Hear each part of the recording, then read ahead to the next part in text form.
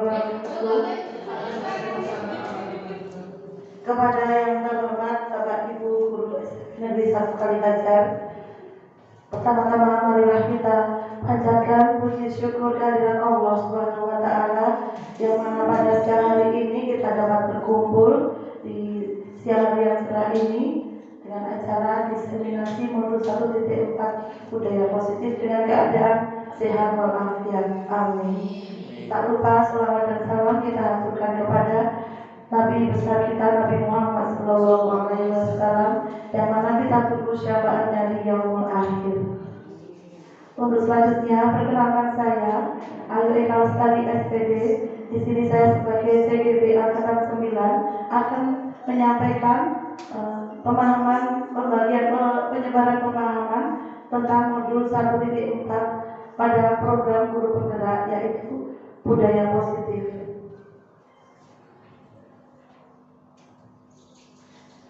Mungkin istilah budaya positif masih awam di benak kita. Apakah ada yang mengetahui apa yang dimaksud dengan budaya positif di sini?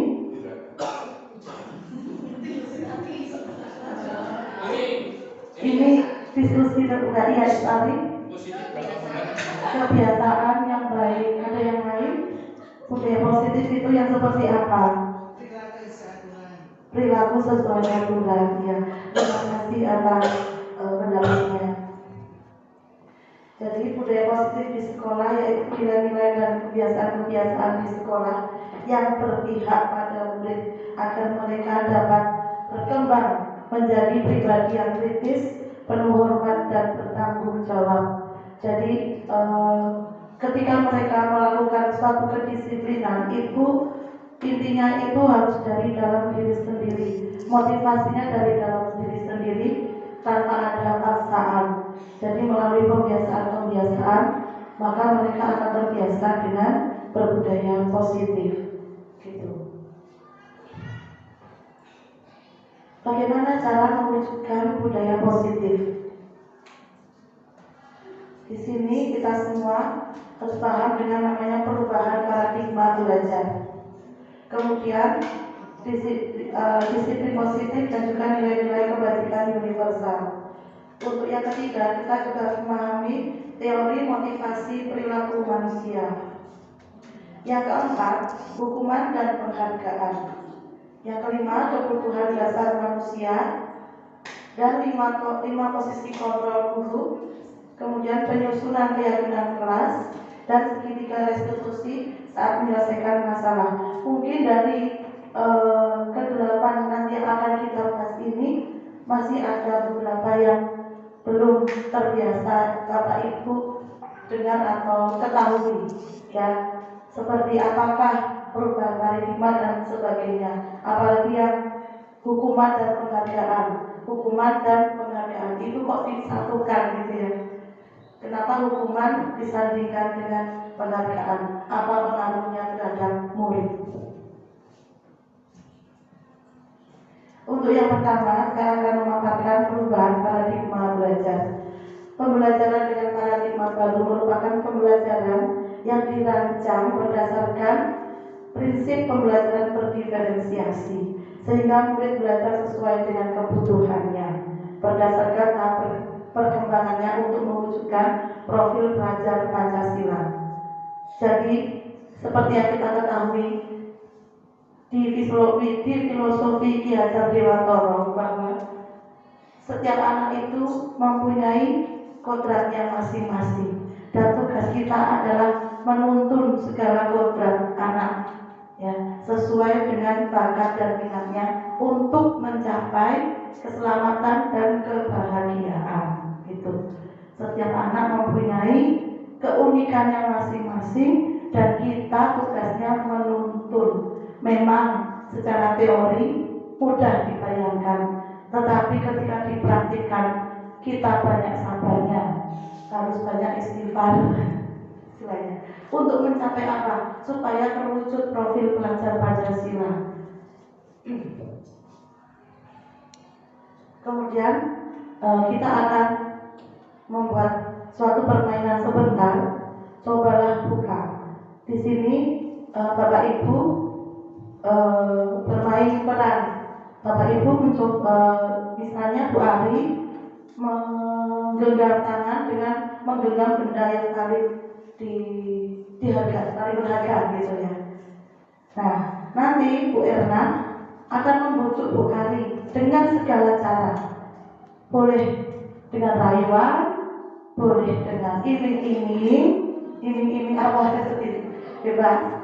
Boleh dimarahin, buka gitu ya. Buka sekarang juga misalnya. Mungkin bisa kita praktikkan sebentar. Contohnya,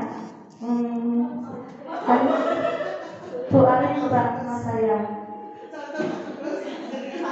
Apa yang saya pegang tapi ya, ini harus tak boleh kelihatan apa yang saya pegang. Ya udah, saya saja. Bu Ari, minta tolong masuk ke depan. Ayo. Oh, Bu Ari aja yang pegang sesuatu. Bu Ari saja yang pegang. Menghadap sana Bu. Ya, coba. Bu Ari, terus kepalkan kerja buat saya. Terus kepalkan itu. Nah, saya akan berusaha membuka kepala tangan Bu Ari.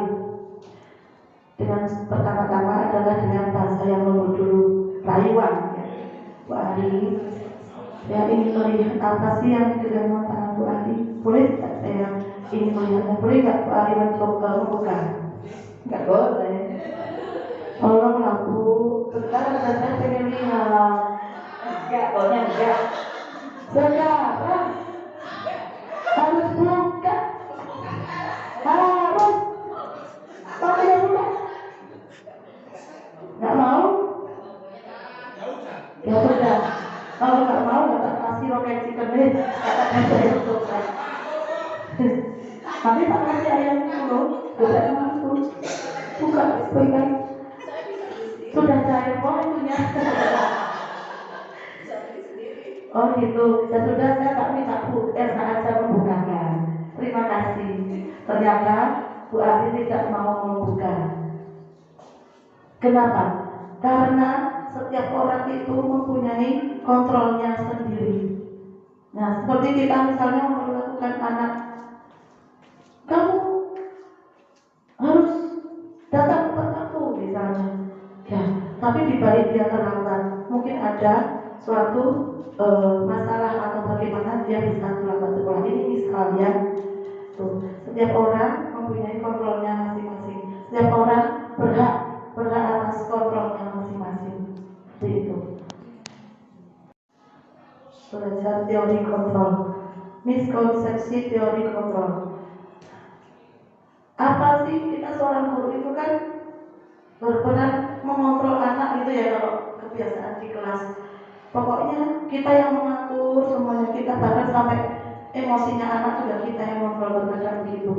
Ilusi guru mengontrol murid bahwa kita itu merasa berhak atas semua yang ada pada murid, dari ujung kepala sampai ujung kaki.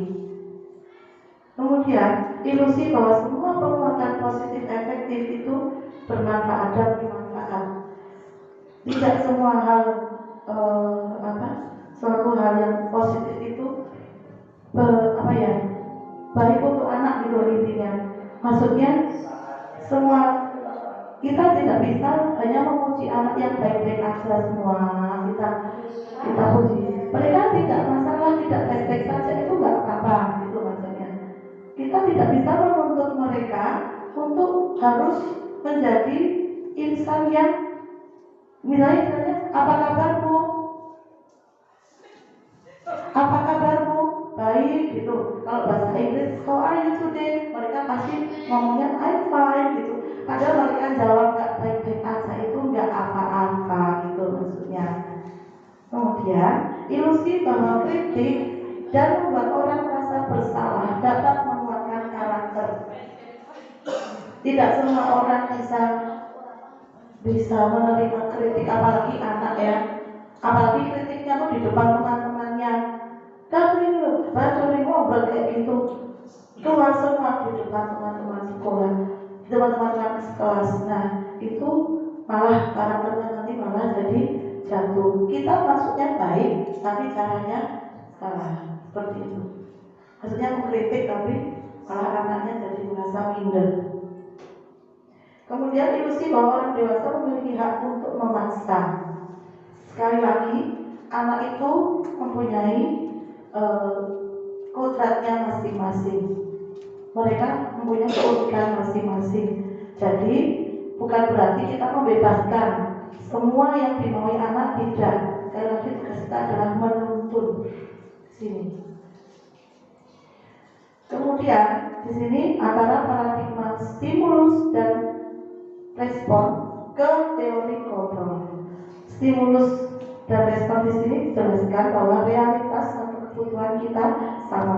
Teori kontrol, realitas atau kebutuhan kita berbeda. Maksudnya begini, kita memperlakukan anak A dan anak B itu tidak bisa disamakan. Kadang ada anak yang mempunyai latar belakang ekonomi yang kurang, digabungkan berkelompok misalnya dengan anak yang semuanya serba ada gitu. Terus si anak yang tidak mampu tadi, caranya kalau iuran gitu disamakan dengan anak yang tadi mampu. Tentu saja hal tersebut tidak diperkenankan karena setiap anak punya latar belakang yang berbeda-beda. Kemudian semua orang lihat hal yang sama. Dan untuk teori kontrol yang betul adalah setiap orang memiliki gambaran berbeda.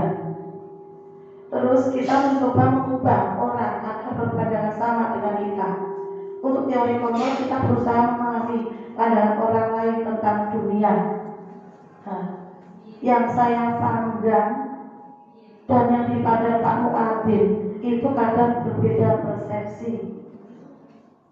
Ya, kalau saya nonton film luar negeri yang notabene maaf, mungkin bagi Pak Muadil vulgar, karena orang luar negeri itu tidak memakai hijab. Tapi bagi saya itu tidak masalah bagi saya, karena itu adalah fashion. Ini contoh misalnya ya, bagi saya itu fashion, tapi bagi Pak Muadil mungkin itu tidak diperkenankan. Itu tidak masalah, tidak apa-apa, mempunyai pandangan yang berbeda. Kemudian perilaku buruk dilihat sebagai suatu kesalahan. Kalau teori kontrol, semua perilaku memiliki tujuan. Nah, baru-baru ini kan ada anak yang sering terlambat masuk sekolah, kemudian sampai dia lompat pagar. Nah, perilaku dia itu tujuannya apa sih? Lompat pagar itu. Nah, karena kalau saya melihat sisi positifnya, setidaknya dia berusaha masuk sekolah gitu ya. Dia tetap sekolah, dia tidak pulang, dia tidak main keluyuran di luar. Saya melihat positifnya seperti itu.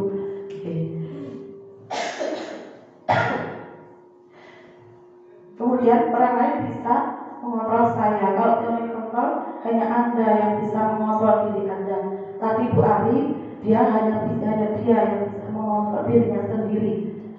Tidak perlu ada rayuan, paksaan, bahkan ancaman dari saya, bahkan iming-iming dari saya untuk supaya Bu Ari membuka kepala tangannya tadi. Jadi kita semua punya kontrol atas diri kita. Kemudian pemaksaan ada pada saat rujukan gagal. Kalau teori kontrol, kolaborasi dan konsensus menciptakan pilihan-pilihan baru.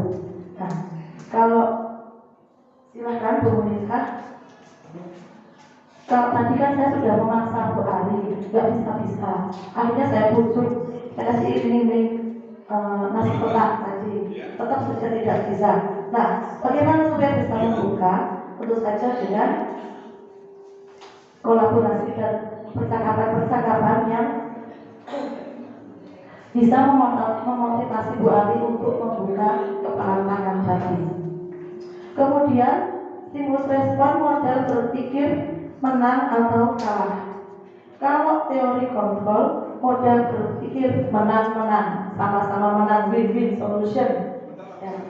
Jadi tidak ada yang dikalahkan, tidak ada yang dimenangkan, tidak ada yang dijatuhkan, tidak ada yang ditinggikan. Semuanya sama-sama enak. Gitu. Untuk pengertian disiplin positif di sini, menurut Ki Hajar Dewantara, di mana ada kemerdekaan, disitulah harus ada disiplin yang kuat. Sungguh pun disiplin itu bersifat self-disiplin, yaitu kita sendiri yang mewajibkan kita dengan sekeras-kerasnya. Tetapi itu sama saja, sebab jika kita tidak cakap melakukan self-disiplin, wajiblah penguasa lain mendisiplin diri kita. Dan peraturan demikian itulah harus ada di dalam suasana yang merdeka. Istilah merdeka di sini bukan sakar PDW, bukan. Tapi disiplin di sini adalah bagaimana kita menyiasati aturan-aturan itu dengan perasaan yang gembira dan jadi motivasi dalam diri. Tidak ada paksaan, maka nanti jadi manusia yang merdeka. Aku sudah disiplin begini, maka aku berhak atas kebahagiaan yang aku dapatkan. Nah, kebahagiaan apa ya? Kebahagiaan profil pelajar Pancasila itu akan melekat dalam dirinya sendiri. Seperti itu. Nah, ini sudah saya jelaskan tadi bahwa disiplin positif nanti akan menjadi motivasi dari diri, akan muncul dari diri sendiri jika sudah kita disiplin positif. Tidak perlu kita maksa, tidak perlu aturan-aturan yang seperti dilarang, tidak boleh, jangan. Nanti kita akan membahas itu. Aturan yang berkata tidak, jangan, dilarang itu membuat anak merasa terbebani dan tidak merdeka. Ini berdasarkan Ki Hajar Dewantara. Nah, untuk menciptakan motivasi dari dalam diri seseorang murid harus mengetahui lebih dahulu tentang nilai-nilai kebajikan universal. Ada yang sudah mengerti nilai-nilai kebajikan universal? Seperti apa? Nilai-nilai kebajikan universal. Disiplin sebagai bentuk kontrol diri, yaitu belajar untuk kontrol diri agar dapat mencapai suatu tujuan mulia. Tujuan mulia di sini mengacu pada nilai-nilai atau prinsip-prinsip mulia yang dianut seseorang. Kita namakan nilai-nilai tersebut sebagai nilai-nilai kebajikan atau virtus yang universal. Nilai-nilai universal yang untuk dunia pendidikan kita yang kita pakai adalah profil pelajar Pancasila, yang mana di situ ada dimensi-dimensi yang sebagai dasar anak-anak berperilaku di sekolah. Tapi juga ada banyak sekali organisasi-organisasi yang menggunakan nilai-nilai kebajikan universal. Nilai kebajikan universal ini terlepas dari suku, agama, dan ras. Jadi semuanya bisa menggunakannya. Contohnya di sini profil pelajar Pancasila. Bisa dilihat di situ dimensinya ada 6 dan kita sebagai guru menggunakan ini di dalam pelajaran. Kemudian ada organisasi Ibo Family Years Program. Di situ juga ada nilai-nilai yang bisa kita terapkan untuk perilaku sehari-hari anak. Kemudian ada 9 pilar karakter. Nah, untuk bahasanya di sini ya, cinta Tuhan dan kekenal cintaannya, kemandirian dan tanggung jawab dan seterusnya. Selanjutnya organisasi selanjutnya petunjuk seumur hidup dan keterampilan hidup.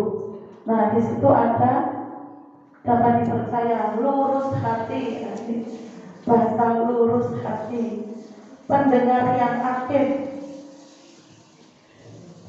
Dalam mengajar itu kalau anak-anak kita memberi materi itu kan mereka sedang ramai gitu ya. Nah, jika menjadi pendengar yang aktif itu sangat sulit sekali. Menjadi seorang pendengar itu memang sulit. Nah, di sini kita bisa memasukkan ke dalam disiplin positif. Kemudian ada petunjuk hidup dan seterusnya. Di sini kita bisa memasukkan nilai-nilai ini ke dalam pembelajaran atau budaya di sekolah kita. Contohnya itu ada keluasan dan fleksibilitas. Keluasan dan fleksibilitas. Kalau kemarin saya mengikuti ruang kolaborasi, sebagai contoh keluasan itu kami mengambil contoh sepatu hitam. Kenapa sih kok anak-anak disuruh pakai sepatu hitam? Alasannya apa? Kenapa harus sepatu hitam? Padahal ada banyak warna di dunia ini, ada banyak warna di toko model. Kenapa harus hitam? Itu kan aturan. Kita sambungkan ke dalam nilai-nilai kebajikan. Dan saya menemukan di sini untuk keluasan dan fleksibilitas. Warna hitam itu mau dipakai apa saja itu cocok, dan juga untuk tadi itu keluasan ya, supaya anak jadi tidak terkesan kaku gitu loh, maksudnya kita kasih aturan keluasan seperti itu. Dan ada the 7 essential virtues, ada empati, bahkan suara hati itu jadi disiplin positif. Bagaimana kita mewujudkan suara hati di sekolah? Jadi apa yang diucapkan anak dan apa yang dirasakan terkadang berbeda. Seperti tadi saya selalu kalau pagi how are you today, mereka bilang I am fine ma'am, itu dengan ekspresi yang aras-arasan tapi ngomongnya I am fine. Ya kalau nggak fine aja nggak apa-apa. Kalau ditanya apa kabarmu, tapi nggak sehat bu, itu nggak apa-apa. Saya lagi sumpah, saya lagi marah, saya lagi sebel sama teman saya, ya tidak apa-apa, gitu ya.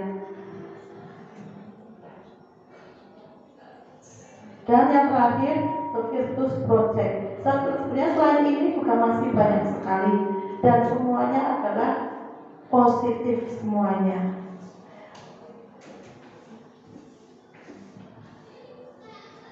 Kemudian selanjutnya teori motivasi. Motivasi itu ada dua, motivasi eksternal dan motivasi. Untuk apa motivasi eksternal itu? Nah, untuk menghindari hukuman atau ketidaknyamanan. Tadi misalnya ada anak ini dulu saya di 8D, saya beri contoh. Saya beri tugas anak untuk ngeprint gambar prohibition. Satu anak setidaknya 2. Nah, sebelumnya kan mereka sudah tahu cara kerja. Yang kalau mereka tidak mengumpulkan maka saya akan sedikit marah, tidak sedikit dan banyak marah gitu ya. Nah, akhirnya apa? Saya keliling, kok bentuknya gambarnya sama, sih tulisannya beda-beda, tapi gambarnya sama. Terus bentar dulu, saya mau tanya, kalian ini yang ngeprint siapa ini? Sumbernya dari siapa? Akhirnya mereka jujur tanpa saya marah. Tanpa saya, lagi, saya nggak mau kayak gini, saya tidak begitu. Sekarang coba bilang sumbernya siapa? Ini bu, ternyata satu anak disuruh ngeprint 32 anak, satu anak itu 2 gambar. Jadi anak itu suruh ngeprint 32 kali 2 gambar. Kenapa sih kalian nggak ngeprint sendiri dia? Kalian takut Bu Ayu marah? Iya bu, akhirnya jujur semua. Kalau nanti nggak ngumpulin Bu Ayu nanti, kalau kami nggak bawa nanti Bu Ayu marah. Dan masuk tulisannya kok larangan itu blunder, terus ada slide-nya semua gini. Masa larangan semuanya kayak gini semua? Model-modelnya sama. Oh gitu. Ya udah, kalian konsekuensinya ngijoli yang ngeprint saya itu aja. Lain kali kalian mengerjakan mencari sendiri di internet dan ngeprint sendiri, berusaha sendiri. Jadi di sini apa yang akan terjadi kalau saya tidak melakukannya? Kalau musuh saya, anak-anak itu takut kalau saya tidak kalau mereka tidak mengumpulkan, mereka takut saya marah. Tuh. Kemudian untuk mendapatkan imbalan dari orang lain atau institusi, karena kita sering memberi iming-iming, nanti kalau kamu mengumpulkan tugas, nanti ibu kasih 100. Nah, itu motivasinya itu tidak betul seperti itu ya. Tidak ada dari dalam diri, karena diiming-iming nilai 100 atau nanti dikasih jajan atau dikasih permen apa itu baru dia mau melakukannya. Kalau nggak dapat dari kita, mereka nggak mau. Itu namanya motivasi eksternal. Nah, yang kita harapkan ini adalah motivasi internal. Untuk apa tujuannya? Untuk menghargai diri sendiri. Saya akan menjadi orang seperti apa jika saya melakukannya. Jadi dia akan menjadi orang yang bertanggung jawab, disiplin, menghargai diri sendiri. Nah, ini yang berusaha kita kita kembangkan ke anak kita, bagikan ke anak. Bagaimana mereka menumbuhkan kesadaran diri untuk berdisiplin diri. Oke.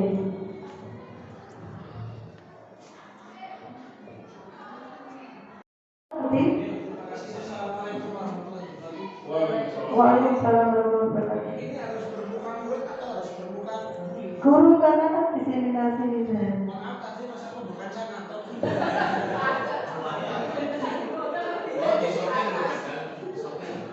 baik. Di situ muncul ada motivasi eksternal di mana anak itu karena menghindari hukuman.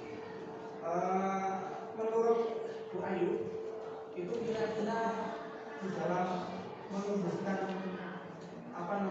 budaya positif itu kira-kira hubungan di dalam memberikan satu pertumbuhan itu kira-kira baik atau tidak? Ya. Dalam budaya positif, hukuman tidak diperkenankan, bahkan dilarang. Ya. Apa alasannya? Alasannya membuat anak tidak percaya diri. Yang kedua, anak nanti menjadi dendam. Yang ketiga, anak tidak mau lagi melakukan hal yang diperintahkan oleh guru. Jadi mereka malas untuk belajar. Nah, bagaimana cara menumbuhkan motivasi internal? Tentu saja tidak mudah. Kita melakukan yang namanya restitusi, nanti akan saya jelaskan di sesi selanjutnya. Intinya, hukuman itu tidak diperbolehkan. Mungkin seperti itu yang bisa saya jawab. Jika kita misalnya begini, kamu tidak mengerjakan, ini bahasa Inggris saya, kamu belum mengerjakan tugas, belum Bu, selalu saja kamu itu berkali-kali dikasih tugas gak pernah nunggu. Sekarang lari lapangan 5 kali, padahal itu jam 12:30 siang, belum makan siang, dan saya menyuruh dia lari lapangan 5 kali. Kalau pelajaran olahraga masih nyambung. Kalau saya pelajaran bahasa Inggris itu tidak nyambung, tidak bisa bahasanya, apalagi dengan nada suara saya seperti itu tidak terkenalkan. Seperti itu contohnya. Mungkin selanjutnya Pak Muhammad silahkan. Terima kasih atas waktunya. Yang bertanya memang yang versi-versi Hijrah. Saya ingin konfirmasi dengan terkait dengan budaya positif, disiplin positif. Betulkah bahwa harus menghindari salah hukuman tadi adalah kalimat-kalimat yang negatif yang berupa larangan atau jangan menghindari kata-kata jangan.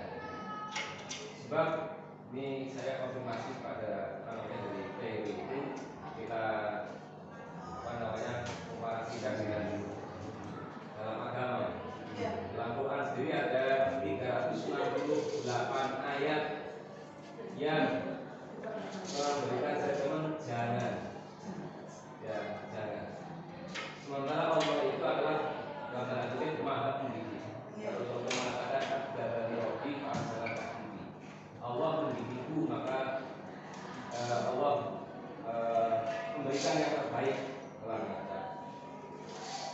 Nah, ini menjadi pertanyaan yang besar dalam benak saya ketika PW ini melarang untuk berkata jangan sementara melakukan anak banyak yang jawabannya gini, paham saya punya kodok. Ya,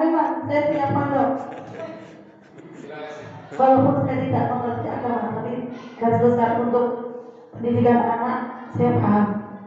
Begini Pak, ini kan nilai-nilai keberagaman untuk menerapkan kedisiplinan itu kita mengacu pada nilai-nilai kebajikan universal seperti yang saya tadi paparkan. Nilai-nilai kebajikan universal itu tidak memandang ras, agama, suku atau berbalik. Ya, seperti itu ya, suku, agama, ras gitu ya. Karena tidak memandang itu. Alangkah indahnya kalau apa yang ingin kita terapkan ke anak itu dengan bahasa yang positif, tidak dengan kata tidak. Karena kalau anak-anak ini konteksnya kan kita sedang mendidik anak-anak yang mereka itu tidak tahu mana yang baik mana yang salah. Nah, dengan bahasa yang halus, dengan bahasa yang positif, misalnya itu najis jangan disentuh, najis nggak boleh disentuh istilahnya ya, tidak boleh disentuh. Anak-anak SD atau anak TK malah injak reng itu di Al-Quran itu untuk bagi yang sudah memahami dan membaca Al-Quran, yang sudah mengerti. Untuk bahasa ke anak kita bisa membahasakan yang baik. Ini kita konteksnya mengajarkan disiplin ke anak-anak yang notabene mereka masih tahap belajar, bahkan belajar Al-Quran. Mereka membaca saja belum lancar, apalagi artinya. Dengan pelan-pelan saya yakin Rasulullah kita Nabi Muhammad SAW bahkan sedang sholat cucunya menunggangi punggungnya dan beliau bersujudnya lama sekali karena dikira oleh makmumnya itu sedang ada wahyu dari Allah. Ternyata apa? Untuk supaya cucunya si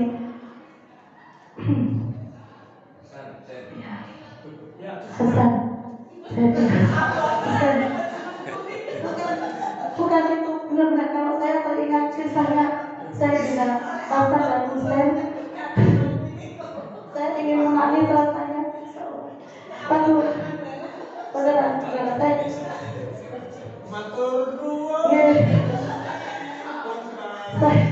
kok saya jadi ke situ ya Allah. Maksudnya saya teringat bagaimana mereka meninggal itu. Saya benar-benar kalau teringat itu saya senyum. Nabi Muhammad tidak mengatakan, tidak memarahi Hasan dan Husain. Entah kalian yang menunggang punggungnya, saya lupa Hasan atau Husain. Itu tidak memarahi, tidak mengatakan tidak. Iya, bahkan iya, bahkan mengajari istri beliau Siti Aisyah ketika beliau naik berat badannya. Bahkan Nabi Muhammad tidak mengatakan kamu jangan banyak makan, nanti gemuk tuh, lihat perutmu gendut. Nggak gitu. Dia mengatakannya dia dengan cara yang lembut.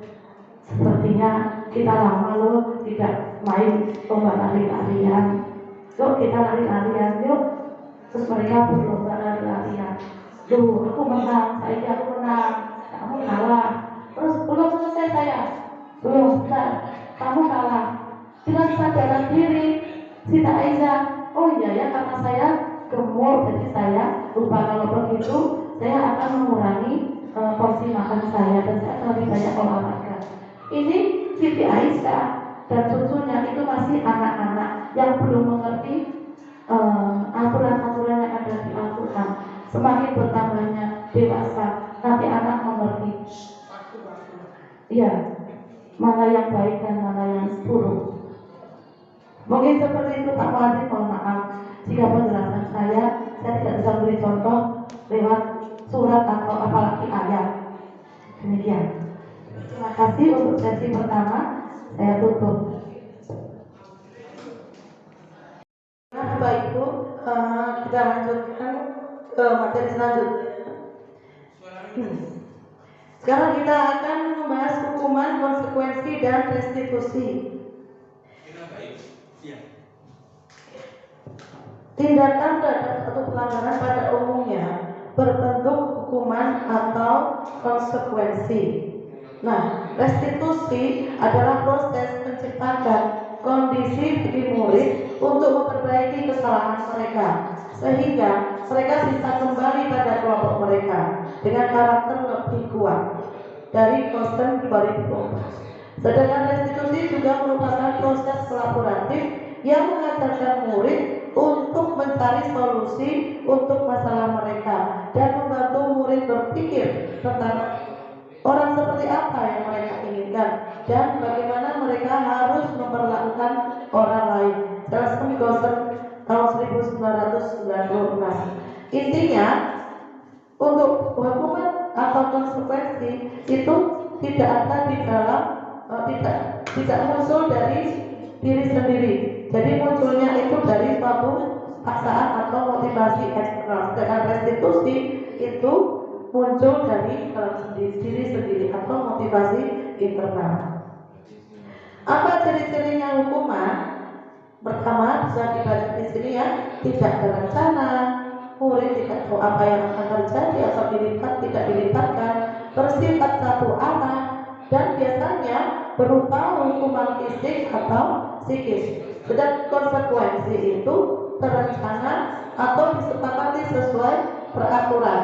Jadi murid itu tahu jika dia nanti berbuat di luar aturan, maka konsekuensinya apa, dia tahu. Dan yang kedua, sehingga guru selalu memonitor murid-muridnya. Seorang murid kalau dimonitor, dia tidak akan memiliki suatu kebebasan atau kemerdekaan. Sedangkan restitusi, yang pertama, proses menciptakan kondisi bagi murid untuk memperbaiki kesalahan. Jadi murid itu diberikan kemerdekaan untuk mengatasi masalahnya sendiri. Kemudian yang kedua, proses kolaboratif yang mengajarkan murid untuk mencari solusi sendiri. Nah, ada istilah dihukum oleh penghargaan. Saat kita berulang kali menjanjikan hadiah kepada anak-anak agar berperilaku bertanggung jawab, atau kepada seorang murid agar mempelajari sesuatu yang baru, atau kepada seorang karyawan agar melakukan pekerjaan yang berkualitas, kita sedang berasumsi mereka tidak dapat melakukannya atau mereka tidak akan memilih untuk melakukannya. Dari Alfie Koss.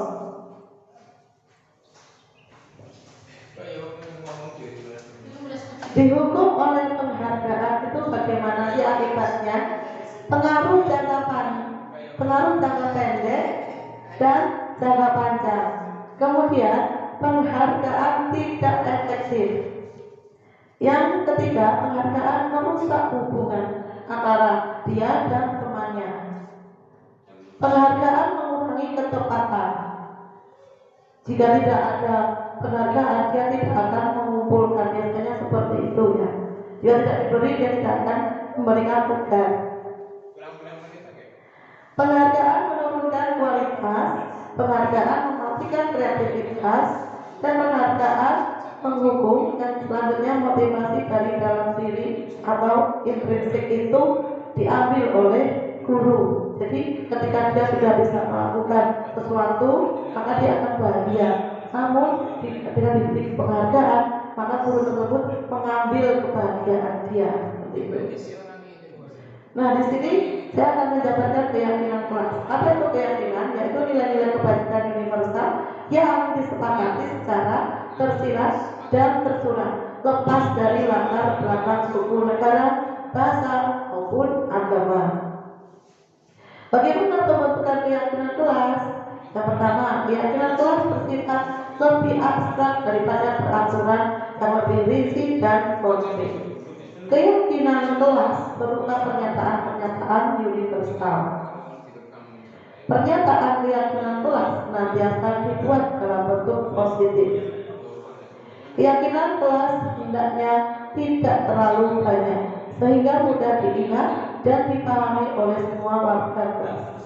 Keyakinan kelas sebaiknya sesuatu yang dapat diterapkan di lingkungan tersebut.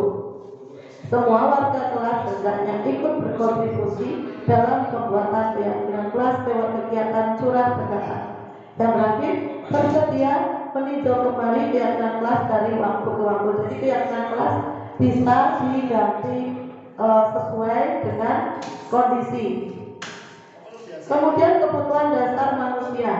Kebutuhan dasar manusia itu terdiri dari kasih sayang dan rasa diterima, bertahan hidup, penguasaan, dan kebebasan, kemudian kesenangan.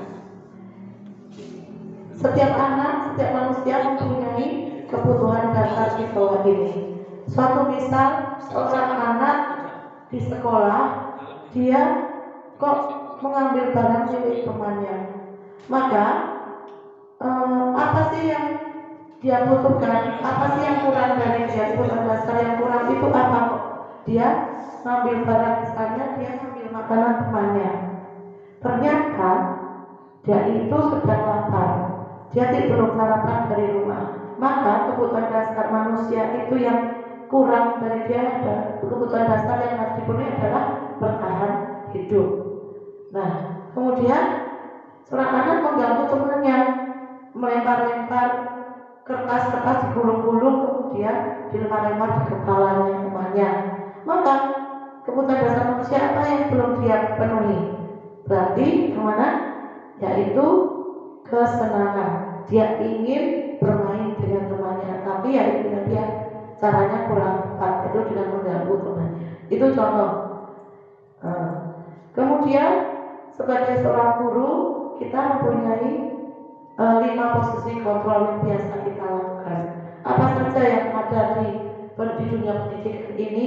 5 posisi kontrol guru yang biasanya adalah penghukum. Tidak sedikit guru yang melakukan posisi kontrol seperti ini. Jika tidak mengumpulkan tugas, maka ada bentakan, ada marah, bahkan belum ditanya alasannya apa, langsung dihakimi seperti itu. Kemudian yang selanjutnya yaitu membuat rasa bersalah. Apa sih membuat rasa bersalah itu?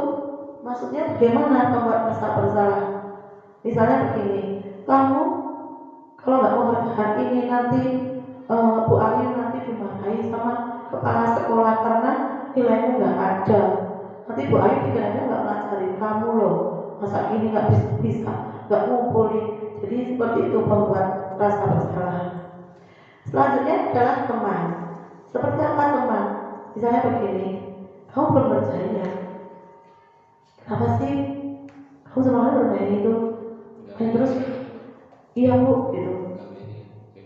Terus, gimana? Apa namanya? Ibu harus bagaimana ke kamu cara bantuinnya? Ya, tolong aku bantu saya ini, saya nggak bisa. Kamu ini selalu kayak gitu. Yaudah, nanti ibu kasih ya, caranya ya, tenang aja. Nanti nilai kamu ibu akan kasih kok. Itu adalah posisi teman dari caranya itu seperti teman dan teman. Kemudian pemantau. Bagaimana itu pemantau? Pemantau itu seperti ini ya, Pak Ibu. Misalnya anak datang masuk kelas terlambat. Kamu tahu jam berapa sekarang? Jam 7.30. Kamu tahu masuknya jam berapa? Jam 7.15 Bu. Sudah tahu jam 7.15 kenapa terlambat? Atau kan aturannya bagaimana? Baiklah, kalau begitu nanti pada saat istirahat kamu tinggal di kelas menggantikan 15 menit tadi kamu. Nah, itu contoh dari pemantau. Selanjutnya adalah manajer. Kalau manajer itu biasanya menggunakan segitiga restitusi dalam menangani masalah. Yaitu yang pertama, seorang guru menstabilkan identitas murid dulu. Misalnya ada anak yang mengantuk. Kamu mengantuk kenapa? Itu Bu, saya main game. Gitu ya? Game itu enak ya memang ya.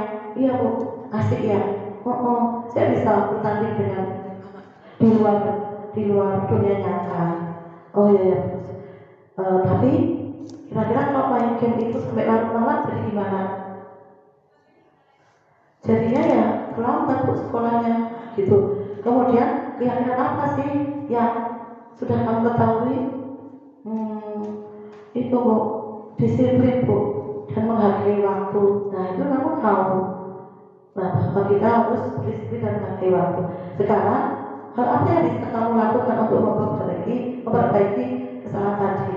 Dan si anak mengatakan bla bla bla bla, yang mana dia sedang memberikan solusi atas masalahnya sendiri. Nah inilah tujuan dari restitusi, yaitu supaya anak bertanggung jawab dan mandiri mencari solusi atas permasalahannya. Nah di sini tadi sudah saya sampaikan dialog seperti apa dari sisi kontrol. Kemudian terakhir Bapak Ibu adalah segitiga restitusi. Tadi sudah saya singgung bahwa segitiga restitusi itu yang pertama kita menstabilkan identitas. Tadi sudah saya jelaskan stabilkan identitas. Ini contohnya, setiap orang pasti pernah melakukan kesalahan. Kamu bukan satu-satunya yang pernah melakukan ini. Kemudian dilanjutkan dengan validasi tindakan yang salah. Kamu tentu punya alasan mengapa melakukan itu kan? Dan adakah cara yang lebih efektif untuk mendapatkan apa yang kamu butuhkan? Kemudian selanjutnya dilanjutkan oleh menanyakan keyakinan apa yang sudah kita sepakati, dan selanjutnya yang berhubungan dengan keyakinan dan berhubungan dengan segitiga restitusi tadi. Nah, tujuan segitiga restitusi adalah supaya murid lebih bertanggung jawab dan mandiri dalam menemukan solusi atas permasalahannya.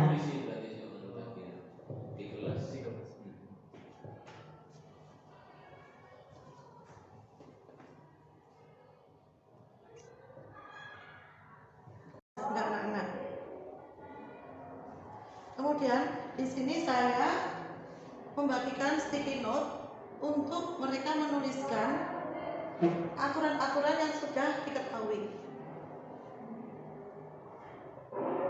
Nah, mereka sudah menuliskan aturan-aturan yang akan mereka sepakati di dalam kelas itu apa.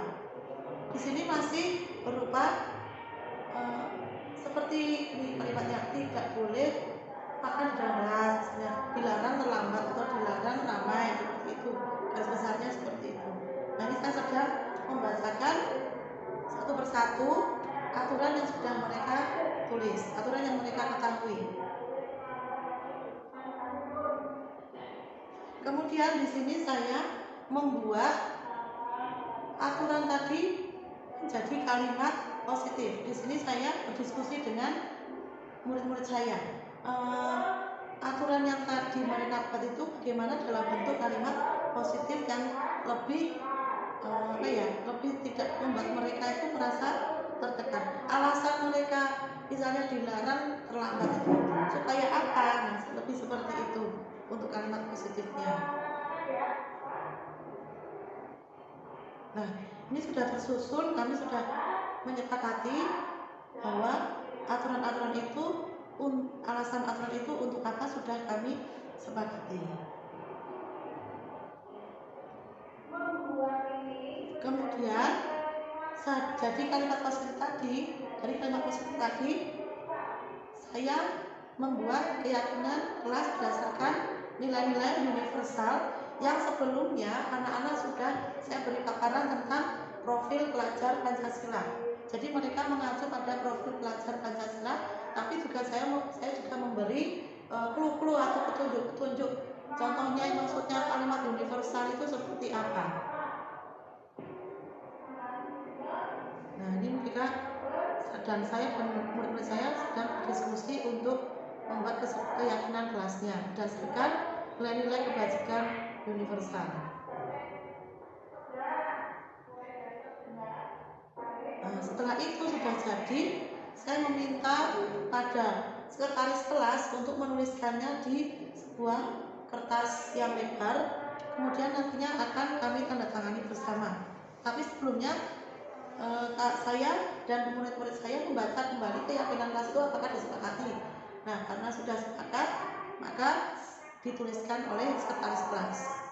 Nantinya akan kami tanda tangani bersama. Kemudian saya juga menjelaskan bagaimana keyakinan kelas itu nanti terlihat, terdengar, kemudian yang satunya adalah lihat, terdengar, dan berperilaku. Seperti apa mereka nanti? Tampak seperti atau tidak tampak seperti. Sini kami mendiskusikan apa yang akan terjadi jika mereka melakukan keyakinan kelas seperti itu, dari terlihat, terdengar, dan berperilaku. Nah, di sini kami sudah membahas itu tabel T namanya. Kalau T itu tampak seperti, tidak tampak seperti, dan tabel Y itu terlihat, terdengar, kan begini bentuknya, terlihat, terdengar, berperilaku seperti itu.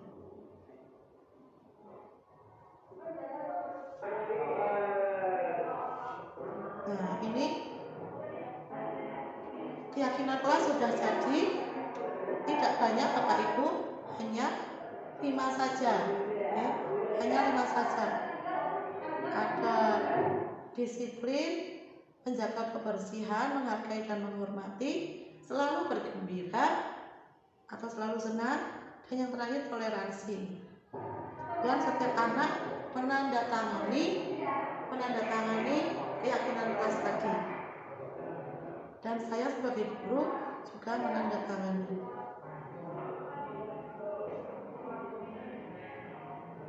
Di sini anak-anak sangat antusias sekali, mereka sangat aktif buat keyakinan kelas ini, dan mereka sudah menyepakatinya. Semoga apa yang saya buat ini benar-benar menjadi suatu keyakinan pada diri anak-anak dan menciptakan budaya positif di sekolah kita. Halo ini buat saya Bayu.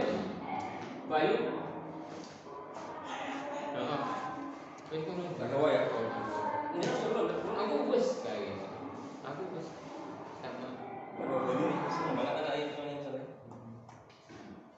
Ada deh.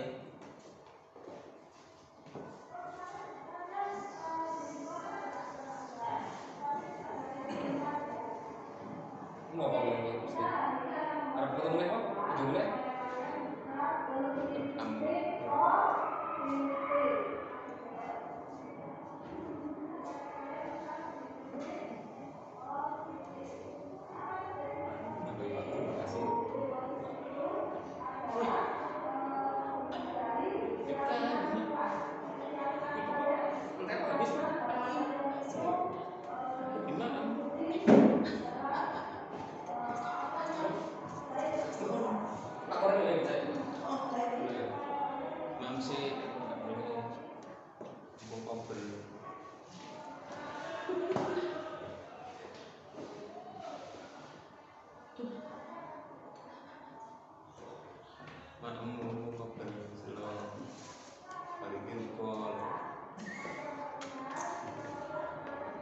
Merdeka.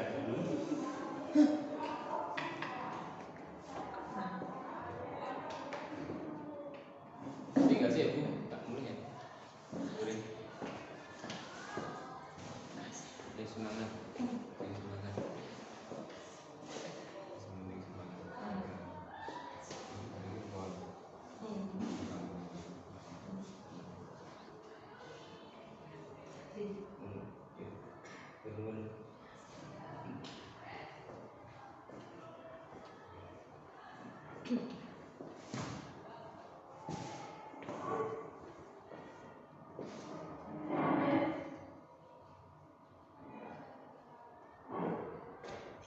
Akan sebentar ya.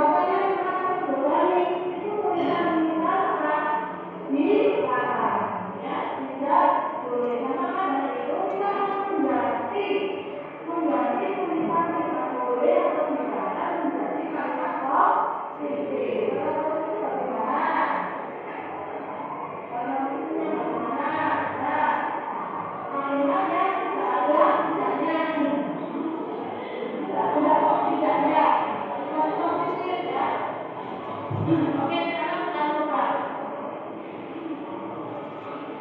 Di sana tidak melanggar norma. Kita membuat kalimat konsisten bagaimana? Dia rambut, sholat, buka, bulu. Kemudian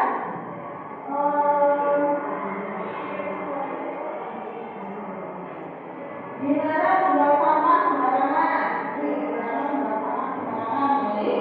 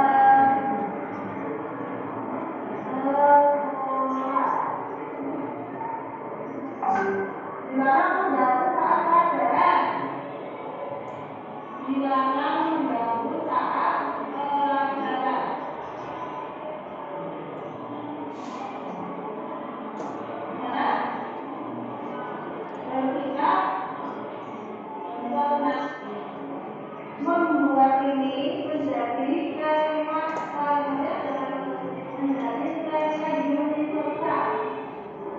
Kalimat universal seperti apa dong?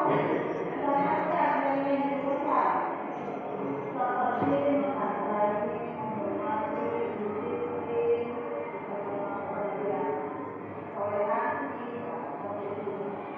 Nah, sekarang masuk tepat waktu itu supaya apa?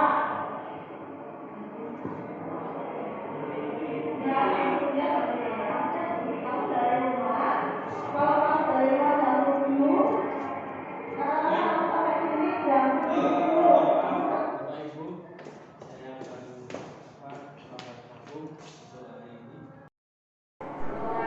Ya, maksud saya, berangkat sekolah saya. Ya, buru-buru. Kalau buru-buru kan bagaimana? Kalau sendiri bagaimana? Panik, capek ya? Berarti kalian harus melakukan apa? Tadi ya.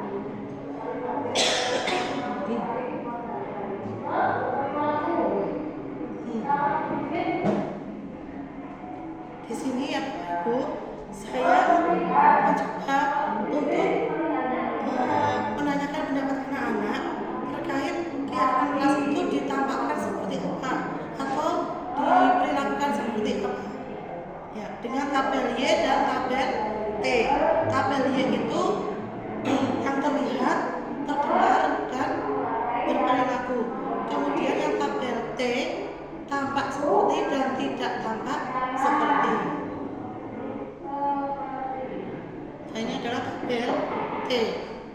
Yang sedang saya praktekkan adalah tabel T. Jadi saling menghargai itu tampak seperti apa? Tidak tampak seperti apa?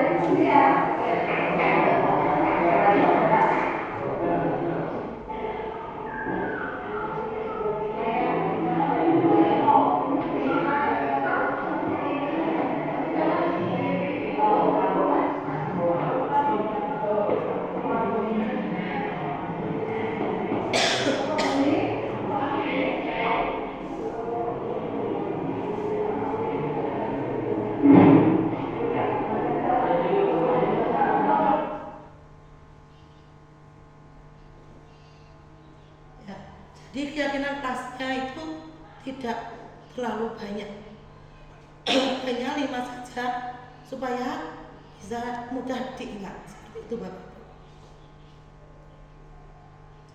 Baik, demikian paparan dari saya.